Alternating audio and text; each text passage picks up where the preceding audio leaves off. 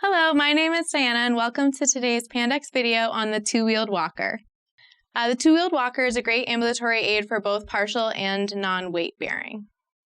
To fit your two-wheeled walker, you can place your hands over the handlebars and make sure your wrist is lined up with the handle piece. If you do need to make an adjustment for the height of your walker, you'll then flip the walker over and use the buttons in order to adjust the height. You do so by pressing the button in and sliding the leg up or down as you need to. Once you have all the different sides selected at the correct height, you can flip it back over and it should line up with your wrists.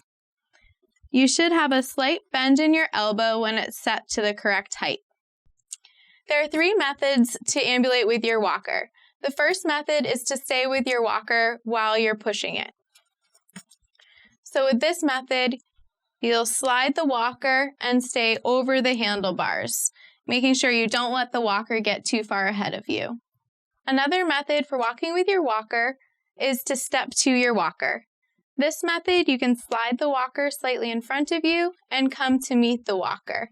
You want to make sure you take small steps with this so your walker doesn't get too far away from you.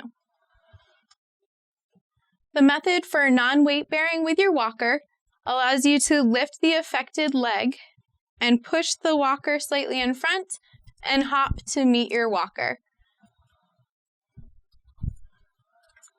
So you want to take repetitive small steps when you're doing this gait. With all of these ambulation methods, you want to be sure that you keep the walker close to your hips. Don't let it get too far out in front of you as it can slide and you can lose your balance. Be careful on slippery surfaces as well. With the wheels on it, if it gets too far ahead, it can cause you to fall. If you need to close your walker up, either for storage or when you're putting it in the car, you can do so by closing both the handrails into the front frame of the walker.